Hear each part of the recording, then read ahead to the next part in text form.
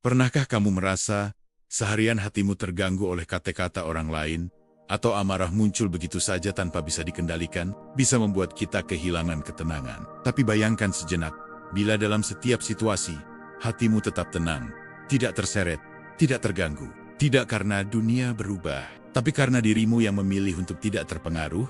Filosofi Stoikisme mengajarkan bahwa kemarahan, rasa tersinggung, atau kekecewaan bukanlah sesuatu yang datang dari luar, tapi dari cara kita menanggapinya. Ketika kita memahami ini, kita mulai belajar untuk menahan reaksi, memeriksa diri, dan menemukan kebebasan sejati yang tidak tergantung pada kata atau perbuatan orang lain.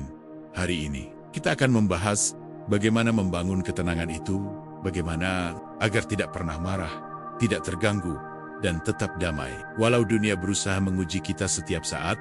Poin 1, menghentikan perang media sosial. Menahan amarah di dunia virtual. Media sosial. Di zaman modern ini, ia bukan lagi sekadar tempat berbagi foto atau cerita, tapi medan perang yang tak kasat mata. Setiap hari, kita dihadapkan pada kata-kata orang yang berbeda, beberapa bijak, banyak yang tajam. Seringkali, tanpa sadar, kita membiarkan diri terseret oleh komentar, unggahan kontroversial, atau perdebatan yang tak berujung. Amarah muncul begitu saja. Hati terasa panas, dan pikiran menjadi gelisah. Kita ingin membalas, ingin menegaskan, ingin didengar, padahal, ironisnya, kita justru membiarkan energi kita dicuri oleh sesuatu yang tidak pernah bisa kita kendalikan sepenuhnya. Pikiran orang lain. Filosofi Stoikisme mengajarkan sesuatu yang sederhana, namun sulit dijalankan. Tidak ada kata atau tindakan orang lain yang memiliki kekuatan untuk mengusik kita, kecuali kita memberikannya izin. Marah terhadap komentar yang menyakitkan bukanlah kemarahan pada kata itu sendiri, tetapi pada interpretasi kita terhadapnya. Setiap notifikasi yang memicu emosi adalah kesempatan untuk melihat diri kita sendiri. Apakah kita bereaksi secara otomatis, atau kita memilih untuk tetap tenang? Disinilah latihan ketahanan batin dimulai. Praktik ini membutuhkan kesadaran yang terus-menerus. Saat membaca komentar pedas atau melihat berita yang membuat frustrasi, tarik napas sejenak. Pikirkan, apakah ini benar-benar menyangkut diriku? Apakah ini sesuatu yang bisa aku ubah atau kendalikan? Jika jawabannya tidak, maka kemarahan itu hanyalah ilusi yang mencoba menguasai pikiranmu. Dunia virtual penuh dengan provokasi, tapi itu hanyalah bayangan. Kita yang menentukan apakah bayangan itu pantas kita kejar, atau cukup diam saja. Lebih jauh, kita harus menyadari bahwa respons emosional yang instan justru memperkuat perang itu sendiri. Ketika kita membalas dengan kemarahan, kita menyalakan api yang sudah ada. Setiap komentar yang pedas, setiap postingan kontroversial, hanya memiliki kekuatan sejati bila kita membiarkannya menguasai hati. Maka, menahan diri bukan berarti menyerah, tapi itu adalah bentuk kemenangan batin yang paling nyata. Kita memilih untuk tidak menjadi pion dalam permainan emosi orang lain. Di sisi lain, dunia virtual ini memberikan pelajaran berharga. Kita belajar membedakan antara hal yang layak direspons dan hal yang tidak. Kita bisa tetap peduli pada isu sosial, tetap berpendapat, tanpa harus tergelincir ke jurang kemarahan. Kita bisa menggunakan media sosial sebagai sarana berbagi, belajar, dan menginspirasi, bukan arena pertarungan ego yang melelahkan.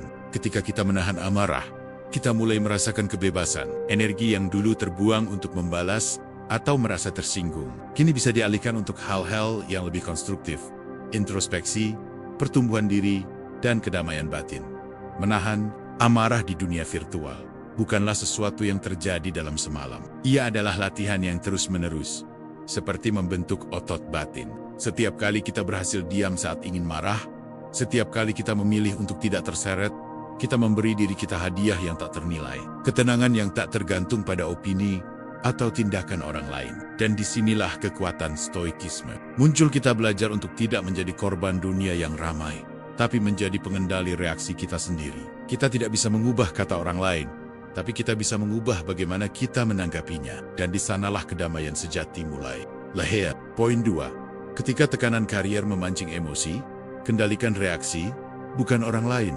Karier, bagi banyak orang, ia adalah sumber penghidupan, identitas, bahkan harga diri. Tapi di zaman modern ini, karier juga sering menjadi sumber tekanan yang luar biasa. Deadline yang menumpuk, target yang terus berubah, persaingan yang tak terlihat, dan ekspektasi yang kadang tidak realistis. Semua ini menimbulkan risiko terbesar bagi ketenangan batin. Kemarahan dan frustrasi yang muncul tanpa kita sadari. Kita merasa tersinggung ketika mendapat kritik, tersulut ketika dianggap tidak kompeten, atau kecewa saat kerja keras kita tidak. Emosi itu tampak wajar, namun jika dibiarkan, ia bisa menguasai hidup kita, mengaburkan penilaian, dan membuat kita kehilangan kendali. Filosofi Stoikisme menawarkan perspektif yang berbeda. Ia mengingatkan kita bahwa dunia kerja penuh dengan hal-hal yang tidak bisa kita kendalikan, perilaku atasan, keputusan perusahaan, opini rekan kerja, dan hal-hal yang benar-benar berada dalam kendali kita hanyalah sikap dan reaksi kita sendiri. Dengan memahami ini, kita mulai melihat bahwa kemarahan yang muncul bukan karena keadaan itu sendiri, tetapi karena penilaian batin kita terhadap keadaan tersebut, dan penilaian itu bisa diubah. Dengan kata lain, kita tidak perlu menjadi korban dari tekanan karya. Kita bisa tetap tenang sekalipun dunia sekitar tampak kacau.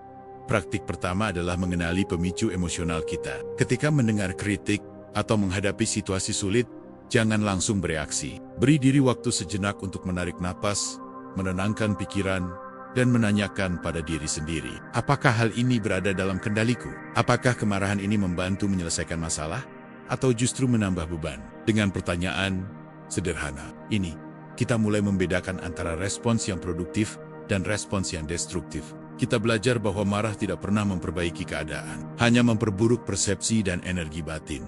Selanjutnya, kita harus melatih perspektif yang lebih luas. Tekanan karier adalah bagian dari kehidupan modern, dan setiap orang pasti menghadapi tantangan. Melihatnya sebagai latihan batin, bukan hukuman atau ketidakadilan, mengubah cara kita menanggapinya. Stoikisme mengajarkan bahwa kesulitan adalah kesempatan untuk menguatkan diri, bukan alasan untuk kehilangan kontrol. Setiap situasi yang memancing emosi adalah cermin dari kemampuan kita mengendalikan diri. Semakin kita mampu tetap tenang, semakin kita membuktikan kekuatan batin yang sejati bukan kekuatan fisik atau jabatan, tetapi kedamaian yang tak tergoyahkan.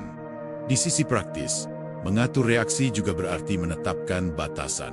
Tidak semua konflik atau komentar harus dihadapi. Memilih untuk fokus pada hal yang bisa dikontrol, pekerjaan yang dilakukan dengan maksimal, hubungan profesional yang sehat, dan pertumbuhan diri adalah bentuk penguasaan diri. Orang yang bijak tidak membiarkan tekanan karier mengubah mood atau memancing amarah. Ia tetap profesional, tetap produktif, dan yang terpenting, tetap damai. Ia memahami bahwa kemarahan hanyalah energi yang disia-siakan, dan ketenangan adalah modal yang jauh lebih berharga. Di era kerja modern ini, di mana komunikasi instan dan ekspektasi tinggi selalu hadir, menahan emosi bukan berarti menjadi pasif. Ia adalah bentuk keberanian, berani mengendalikan diri ketika dunia memintamu meledak. Berani tetap tenang ketika situasi seharusnya membuatmu marah. Berani menegaskan bahwa siapapun yang mencoba memancing reaksi tidak akan memiliki kekuasaan. Dan di sini, Stoikisme menunjukkan jalan, bukan dengan mengubah orang lain, bukan dengan memaksakan dunia agar sesuai dengan keinginan kita, tapi dengan mengubah diri sendiri. Dengan menguasai reaksi, kita menemukan kebebasan yang sejati di tengah tekanan yang terus mengintai. Poin 3. Menghadapi konsumerisme dan persaingan sosial, jangan terprovokasi oleh standar orang lain.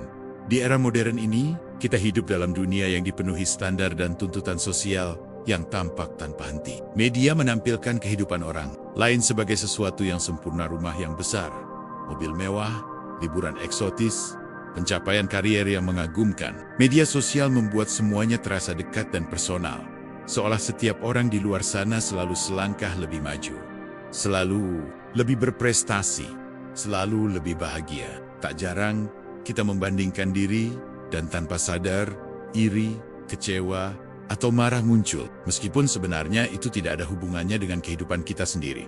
Filosofi Stoikisme memberi perspektif yang menenangkan di tengah ruse consumerism dan persaingan sosial ini. Ia mengingatkan kita bahwa standar orang lain tidak relevan dengan nilai diri kita. Orang lain bisa memiliki mobil, jabatan tinggi, atau pengikut media sosial yang banyak. Tetapi itu bukan ukuran kedamaian atau kebahagiaan kita. Standar eksternal hanyalah bayangan yang dapat mengaburkan pandangan kita jika kita membiarkan diri terprovokasi. Yang benar-benar penting adalah bagaimana kita menilai diri sendiri dan bagaimana kita memilih untuk hidup sesuai dengan prinsip yang kita pegang, Ketika kita terus membandingkan diri dengan orang lain, marah dan frustrasi menjadi respons yang alami. Kita merasa tertekan karena merasa tidak cukup, merasa gagal karena standar orang lain tampak lebih tinggi. Namun stoikisme mengajarkan bahwa emosi ini lahir dari persepsi kita, bukan dari realitas eksternal. Dunia tidak memaksa kita merasa iri atau kecewa. Kita sendiri yang memberi energi pada perasaan itu. Dengan menyadari hal ini, kita dapat mulai menahan diri dari provokasi sosial. Kita bisa melihat kehidupan orang lain dengan rasa hormat atau bahkan inspirasi tanpa harus merasa kurang atau tersinggung. Praktik nyata dari pemahaman ini adalah menetapkan batasan dan memilih fokus. Media sosial, iklan, dan gosip seringkali hadir sebagai pemicu otomatis. Mengurangi paparan atau setidaknya menyaring apa yang kita konsumsi. Memberi ruang untuk berpikir jernih, alih-alih menilai diri berdasarkan kesuksesan orang lain. Kita dapat menilai diri berdasarkan pertumbuhan dan pencapaian pribadi. Apakah kita sudah berkembang hari ini? Apakah kita bekerja sesuai nilai yang kita percayai? Inilah pertanyaan yang lebih penting daripada membandingkan diri dengan standar yang dibuat oleh orang lain. Selain itu, kita bisa melatih kebiasaan reflektif. Ketika rasa iri atau cemburu muncul, hentikan sejenak. Tanyakan pada diri sendiri, apakah hal ini layak menguasai emosiku? Apakah ini sesuatu yang bisa aku kendalikan? Jawaban yang jernih seringkali menunjukkan bahwa kemarahan atau frustrasi itu hanya membuang energi. Kita belajar untuk mengalihkan energi itu ke dalam pengembangan diri, bukan membiarkannya terserap oleh bayangan kesempurnaan orang lain. Menghadapi konsumerisme dan persaingan sosial bukan berarti menutup diri dari dunia. Ini berarti kita hidup dengan kesadaran, memisahkan antara nilai sejati dan standar buatan. Kita dapat tetap menghargai pencapaian orang lain tanpa kehilangan ketenangan, tetap terinspirasi tanpa terseret ke dalam perasaan kurang, dan tetap damai meski dunia luar penuh tekanan. Disinilah stoikisme menunjukkan jalan. Kebahagiaan dan ketenangan bukanlah hasil membandingkan diri dengan dunia, tetapi hasil dari penguasaan diri sendiri. Ketika kita tidak terprovokasi oleh standar orang lain, kita menemukan kebebasan yang tidak tergantung pada opini atau pencapaian orang lain, kebebasan untuk tetap tenang, fokus, dan hidup sesuai dengan nilai kita sendiri. Poin 4. Interaksi sehari-hari yang menguji kesabaran. Dari antrian hingga lalu lintas, setiap hari, kita menghadapi dunia yang tampak biasa bahkan sepele, namun penuh ujian terhadap kesabaran kita. Dari antrean panjang di supermarket, kendaraan yang bergerak lambat di jalan, hingga orang-orang yang berbicara atau bertindak tanpa mempertimbangkan orang lain. Setiap interaksi kecil bisa memicu kemarahan. Di zaman modern ini, hidup terasa cepat, serba instan, dan ketika sesuatu tidak berjalan sesuai keinginan kita, reaksi pertama seringkali adalah frustrasi, kesal, bahkan marah. Kita merasa dunia menghalangi kita. Orang lain tidak tahu sopan santun, atau sistem selalu rumit. Namun apakah benar kemarahan itu perlu? Apakah dunia benar-benar menjadi lawan kita? Ataukah kita sendiri yang memberi energi pada emosi itu? Filosofi stoikisme mengajarkan kita untuk melihat setiap interaksi sebagai latihan batin, bukan sekadar gangguan. Orang lain, sistem, atau keadaan tidak memaksakan kemarahan pada kita. Mereka hanya eksis. Kita yang menafsirkan tindakan mereka sebagai provokasi atau kesalahan. Dan dari interpretasi itulah kemarahan muncul. Dengan kata lain, kita memiliki kendali atas reaksi kita, bukan atas perilaku orang lain. Setiap momen yang memancing emosi adalah kesempatan untuk melatih ketahanan, kesabaran, dan penguasaan diri. Bukannya membiarkan diri terbakar oleh kemarahan, kita belajar untuk tetap tenang dan responsif, bukan reaktif. Praktik ini bisa dimulai dengan kesadaran penuh terhadap diri sendiri. Saat berada dalam antrean panjang atau macet di jalan, tarik napas sejenak. Perhatikan sensasi emosi yang muncul, dan akui pada diri sendiri, ini hanyalah situasi biasa. Aku memilih untuk tidak membiarkan ini menguasai batinku. Dengan kesadaran ini, kita memutus rantai reaksi otomatis yang biasanya memunculkan kemarahan. Setiap kali kita berhasil diam dan menerima, kita memperkuat otot batin yang jauh lebih penting daripada keterampilan fisik atau intelektual. Lebih jauh, kita bisa merubah perspektif terhadap gangguan sehari-hari. Antrian panjang bukan ancaman, tapi kesempatan untuk berlatih kesabaran. Kemacetan bukan hukuman, tapi latihan untuk menerima hal yang di luar kendali kita. Orang yang tidak sabar di depan kita, atau yang berbicara kasar hanyalah cermin dari kesabaran. Kita sendiri, dengan begitu, Setiap interaksi menjadi sarana introspeksi, bukan alasan untuk marah. Stoikisme menekankan bahwa kedamaian batin lebih berharga daripada menegaskan. Kemarahan kita dan kedamaian itu bisa dicapai ketika kita menahan reaksi yang tidak perlu. Di dunia modern yang penuh interaksi instan dan tekanan sosial, ini sangat relevan. Kita sering ingin segala sesuatunya cepat, mulus, dan sesuai ekspektasi, tapi kenyataan selalu berbeda. Dengan membiasakan diri menahan amarah dan menerima gangguan sehari-hari sebagai bagian dari hidup, kita membangun kebebasan. Energi yang biasanya hilang karena kesal atau marah, kini bisa digunakan untuk berpikir jernih, mengambil keputusan yang bijak, dan tetap produktif. Kita tidak mengubah dunia di sekitar kita, tapi kita mengubah cara dunia itu memengaruhi kita. Kesabaran dalam interaksi sehari-hari adalah bentuk kemenangan batin yang paling sederhana, namun paling kuat. Ia mengajarkan kita bahwa marah bukan solusi, melainkan pemborosan energi. Dengan latihan yang konsisten, setiap antrean panjang, setiap kemacetan, setiap orang yang menyulitkan, menjadi kesempatan untuk menegaskan penguasaan diri. Dan ketika penguasaan diri itu terbentuk, kita tidak lagi menjadi korban situasi. Kita tetap damai, tetap fokus, dan tetap menjadi pengendali batin kita sendiri. Inilah inti dari stoikisme. Tidak tergantung pada dunia luar untuk ketenangan, tetapi menemukan kekuatan dalam diri sendiri di tengah arus kehidupan yang tak pernah berhenti. Poin 5. Ketidakadilan dan kritik publik menjadi tidak terganggu saat dinilai orang. Ketidakadilan, kritik yang datang tanpa henti. Di dunia modern ini, keduanya hadir begitu nyata, dan seringkali tak bisa kita hindari. Media sosial, forum, profesional, bahkan lingkaran pertemanan kita menjadi arena di mana penilaian publik berlangsung setiap saat. Kata-kata orang lain, opini yang tajam, komentar yang menghakimi, bisa muncul kapan saja. Mereka bisa menyentuh titik sensitif kita, memicu kemarahan, rasa tersinggung, atau bahkan keinginan untuk membela diri secara emosional. Tetapi apakah kita benar-benar perlu membiarkan hal itu menguasai kita? Apakah dunia berhak memaksa kita merasa terganggu? Stoikisme memberikan pandangan yang membebaskan. Opini orang lain bukanlah kenyataan yang memengaruhi batin kita, kecuali kita mengizinkannya. Kritik publik bukanlah sesuatu yang melekat pada diri kita, tetapi cerminan persepsi orang lain terhadap kita, dan persepsi itu selalu subjektif, terbatas oleh pengalaman, emosi, dan pemikiran mereka sendiri. Marah karena kritik hanyalah menyerahkan kendali diri kepada orang lain. Dengan kata lain, saat kita bereaksi secara emosional, kita telah memberikan kekuasaan atas ketenangan kita kepada mereka. Inilah inti pelajaran stoik. Dunia tidak mengganggu kita secara langsung, kita sendiri yang membiarkan diri terganggu. Praktik pertama adalah menyadari perbedaan antara fakta dan opini. Fakta adalah apa yang terjadi.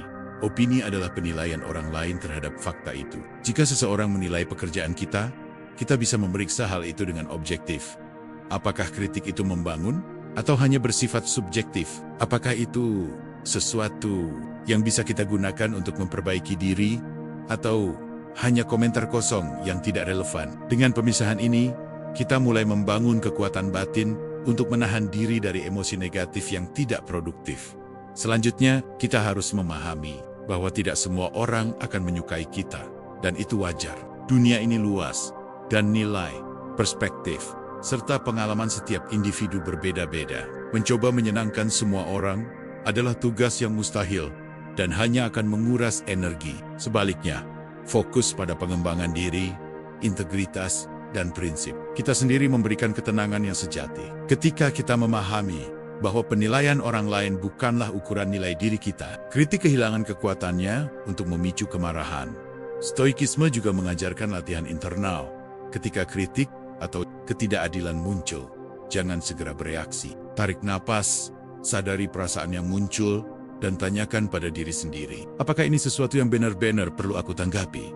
Apakah kemarahan ini membantuku, atau hanya menyita energi? Dengan latihan berulang, kita membentuk kebiasaan mental untuk tetap tenang, bahkan di tengah serangan opini yang keras. Kita belajar menjadi seperti pohon yang kokoh di tengah badai, diterpa angin, tapi tetap tegak dan tidak tergoyahkan di era digital. Kritik publik bisa datang tanpa batas dari komentar anonim hingga opini viral yang cepat menyebar. Menjadi tidak terganggu bukan berarti pasif atau acuh tak acuh, tetapi bijak dalam menilai mana yang pantas diperhatikan, dan mana yang hanya gangguan. Energi yang biasanya hilang karena membela diri atau merasa tersinggung, kini bisa dialihkan untuk introspeksi, belajar, dan pengembangan diri yang nyata.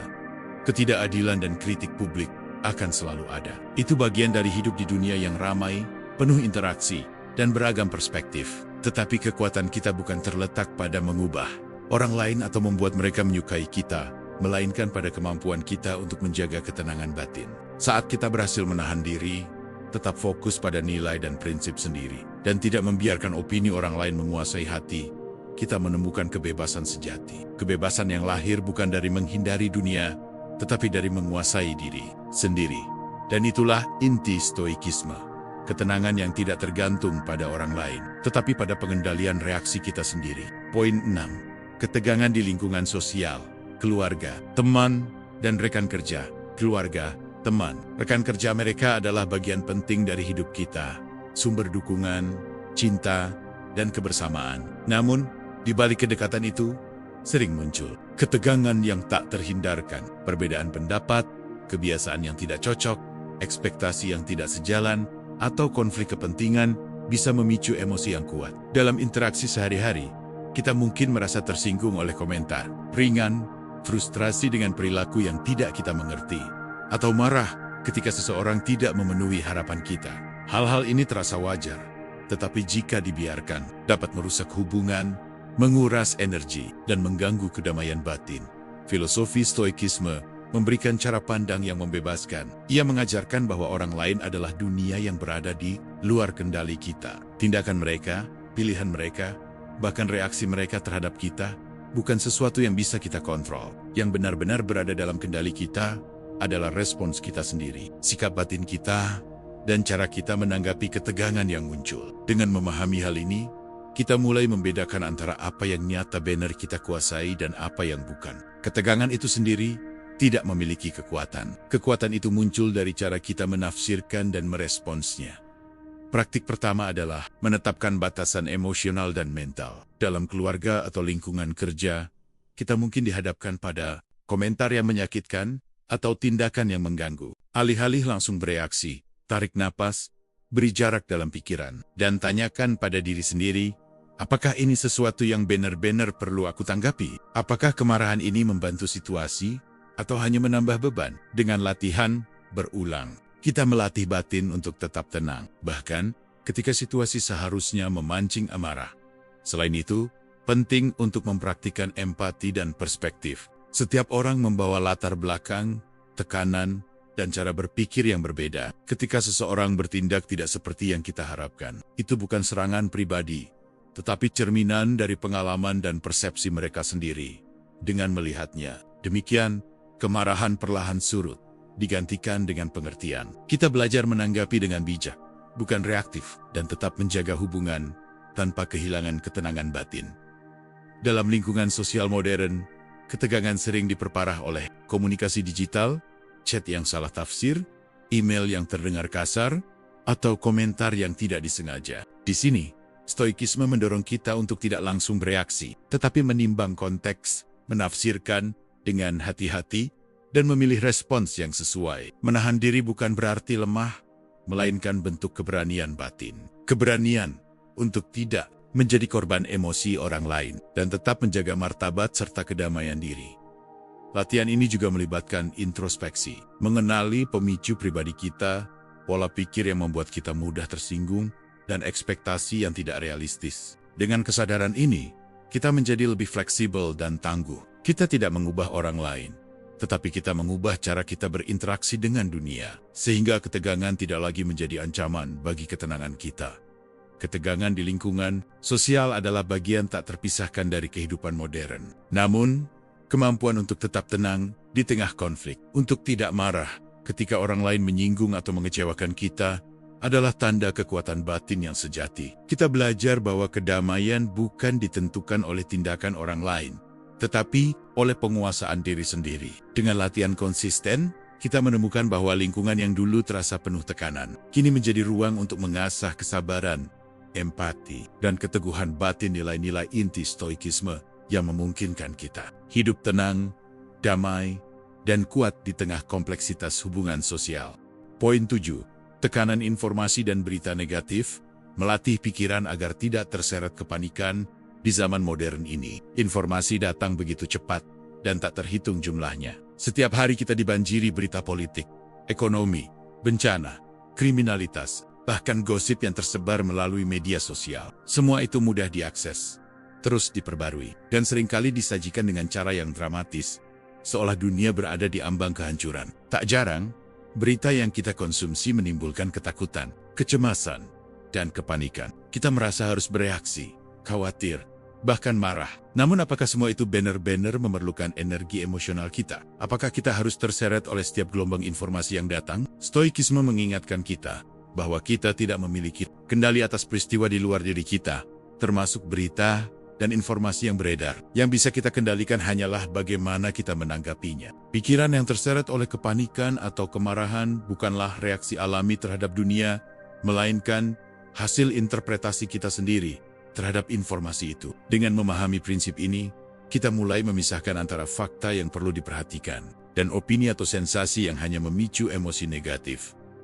Praktik pertama adalah seleksi informasi. Tidak semua berita layak kita baca atau resapi. Berita yang menimbulkan kepanikan atau kemarahan seringkali memanfaatkan sensasi dan dramatik untuk menarik perhatian. Dengan kesadaran, kita bisa memilih sumber informasi yang kredibel, menyaring berita yang relevan dengan kehidupan kita, dan menghindari paparan berlebihan pada konten yang hanya menguras energi. Menetapkan batas waktu membaca berita atau mengatur alur konsumsi media adalah langkah konkret untuk melatih ketenangan batin.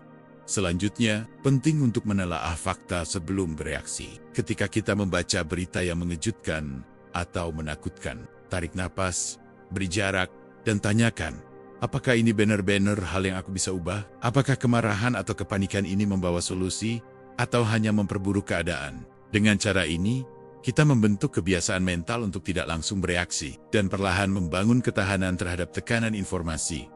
Lebih jauh, stoikisme mendorong kita untuk mengembangkan perspektif waktu. Banyak berita negatif bersifat temporer atau bahkan hiperbolis, dan hanya sebagian kecil yang berdampak langsung pada kehidupan kita. Dengan memandang peristiwa dari sudut pandang waktu yang lebih luas, kita mulai melihat bahwa kepanikan adalah respons yang berlebihan, sedangkan ketenangan adalah bentuk penguasaan diri yang lebih bijak. Setiap informasi yang menimbulkan kecemasan menjadi peluang untuk melatih pikiran agar tidak terhanyut oleh sensasi instan. Latihan lain adalah refleksi internal, menyadari pemicu pribadi yang membuat kita mudah terseret berita negatif. Apakah karena rasa takut kehilangan kontrol? Apakah karena kebutuhan untuk selalu mengetahui semuanya? Dengan menyadari pemicu ini, kita bisa menenangkan diri sebelum pikiran terseret lebih jauh. Pikiran yang terlatih tidak reaktif. Ia menilai dan bertindak berdasarkan nilai, bukan ketakutan atau sensasi sesaat. Di dunia modern yang penuh tekanan informasi, kemampuan untuk tetap tenang adalah bentuk kekuatan yang sangat berharga. Ketika kita melatih pikiran agar tidak terseret kepanikan, kita tidak hanya melindungi kesehatan mental, tetapi juga menjaga energi untuk hal-hal yang benar-benar penting. Kita belajar bahwa kedamaian batin tidak ditentukan oleh berapa banyak informasi yang kita terima, tetapi oleh kemampuan kita mengelola reaksi terhadap informasi tersebut. Pada Akurnia, stoikisme mengajarkan kita bahwa berita buruk atau tekanan informasi hanyalah bagian dari dunia yang terus berubah, dan dunia tidak memiliki kekuasaan atas ketenangan kita kecuali kita memberikannya. Dengan disiplin, kesadaran, dan latihan yang konsisten, kita membentuk pikiran yang tenang, tidak mudah panik, dan mampu menghadapi arus informasi modern dengan bijak. Kita menjadi pengendali batin kita sendiri, bukan budak dari berita yang tak henti-hentinya mengalir. Poin 8. Merayakan ketidaksempurnaan dunia, menerima orang dan situasi tanpa marah. Dunia ini tidak pernah sempurna. Orang-orang di sekitar kita memiliki kelemahan, kebiasaan yang mengganggu, dan cara berpikir yang berbeda. Sistem yang kita jalani penuh kekurangan. Keputusan seringkali terasa tidak adil, dan rencana yang kita buat jarang berjalan mulus. Di zaman modern ini, di tengah arus informasi, tekanan sosial, dan interaksi yang tak henti-hentinya, ketidaksempurnaan ini menjadi semakin jelas. Kita mudah tersinggung, marah, atau kecewa ketika dunia tidak sesuai dengan harapan kita. Namun, apakah marah benar-benar membantu? Atau Apakah ia hanya menguras energi dan menutupi kebijaksanaan yang sejati? Stoikisme mengajarkan kita bahwa kemarahan lahir dari harapan yang tidak realistis, harapan bahwa dunia atau orang lain harus sesuai dengan keinginan kita. Ketika harapan itu tidak terpenuhi, emosi negatif muncul. Namun dunia tidak memiliki kewajiban untuk memuaskan keinginan kita. Segala sesuatu terjadi sesuai hukum alam. Peristiwa terjadi, orang bertindak menurut kemampuan, pengalaman, dan karakter mereka. Marah pada ketidaksempurnaan dunia sama saja dengan berperang melawan realitas yang tidak bisa kita ubah. Dan pertempuran itu selalu akan sia-sia. Praktik pertama adalah penerimaan aktif. Penerimaan bukan berarti pasif atau menyerah, tetapi pengakuan bahwa dunia dan orang-orang di dalamnya memiliki sifat alami tidak sempurna, penuh kesalahan, dan berbeda-beda. Dengan penerimaan ini, kita berhenti mencoba memaksa orang lain atau situasi agar sesuai dengan keinginan kita. Kita mulai melihat ketidaksempurnaan sebagai bagian dari kehidupan yang wajar, bahkan sebagai kesempatan untuk melatih kesabaran, empati, dan ketenangan batin. Selanjutnya, penting untuk merayakan ketidaksempurnaan itu. Dunia yang tidak sempurna memberi kita peluang untuk belajar, beradaptasi, dan mengembangkan kebijaksanaan. Setiap tantangan yang muncul, entah itu perilaku orang yang menyebalkan, birokrasi yang lambat, atau kesalahan dalam pekerjaan, adalah kesempatan untuk menguji kemampuan kita tetap tenang, untuk mempraktikkan penguasaan diri, dan untuk memahami bahwa kemarahan tidak menyelesaikan apapun. Dengan merayakan ketidaksempurnaan, kita mengubah persepsi dari frustrasi menjadi pembelajaran, dari kemarahan menjadi ketenangan. Praktik ini juga melibatkan introspeksi, mengamati reaksi diri sendiri terhadap ketidaksempurnaan. Mengapa kita mudah tersinggung? Apakah karena ekspektasi terlalu tinggi? Atau karena kita lupa bahwa hidup penuh ketidakpastian? Dengan kesadaran ini, kita melatih batin untuk menerima realitas tanpa harus kehilangan keseimbangan. Orang lain bisa bersikap kasar, sistem bisa gagal, rencana bisa berantakan, tetapi ketenangan kita tetap utuh karena ia lahir dari penguasaan diri, bukan dari kondisi eksternal. Di dunia modern, kemampuan ini sangat berharga. Dengan menerima ketidaksempurnaan, kita tidak lagi mudah marah ketika orang melakukan kesalahan, ketika berita buruk muncul, atau ketika hidup tidak berjalan sesuai rencana. Kita menjadi stabil, fokus, dan tangguh. Energi yang dulu terbuang untuk frustrasi dan kemarahan, kini bisa dialihkan untuk pertumbuhan diri, hubungan yang lebih baik, dan pencapaian yang berarti. Kita belajar bahwa dunia tidak harus sempurna. Agar kita bisa bahagia, yang penting adalah sikap kita terhadap dunia itu. Merayakan ketidaksempurnaan adalah langkah terakhir dalam perjalanan stoikisme. Memahami bahwa hidup selalu kompleks. Orang selalu memiliki kekurangan, dan situasi jarang ideal. Tetapi dengan menerima semuanya tanpa marah, kita menemukan kebebasan sejati. Dunia tidak menguasai emosi kita, kita menguasai diri sendiri. Dalam ketidaksempurnaan, kita menemukan ketenangan. Dalam ketidaksempurnaan, kita menemukan peluang untuk bijak. Dan dalam ketidaksempurnaan, kita belajar hidup selaras dengan hukum alam dan diri sendiri. Inilah kebijaksanaan yang memungkinkan kita tetap damai, kuat, dan tak tergoyahkan tidak oleh orang, tidak oleh situasi, tetapi oleh penguasaan batin yang sejati. Perjalanan ini membawa kita melihat dunia dari perspektif yang berbeda, dari perang media sosial hingga tekanan karier, dari standar orang lain hingga ketidaksempurnaan dunia. Stoikisme mengajarkan satu hal yang sederhana, tapi luar biasa. Kedamaian tidak datang dari mengubah orang atau situasi, tetapi dari menguasai reaksi kita sendiri. Ketika kita berhenti marah, berhenti terganggu, dan mulai menerima realitas apa adanya, kita menemukan kebebasan yang sejati, kebebasan yang tidak tergantung pada opini, peristiwa, atau kekacauan di luar sana. Di channel ini, kita akan terus menapaki jalan itu, mengasah ketenangan, memperkuat batin, dan belajar hidup dengan bijak di tengah zaman yang penuh distraksi. Jika kamu ingin tetap tenang, fokus, dan kuat menghadapi dunia modern, mari bersama menumbuhkan pemahaman ini. Satu langkah, satu refleksi, satu napas pada satu waktu. Karena hidup yang damai bukanlah kebetulan, tapi hasil dari latihan dan kesadaran yang terus-menerus.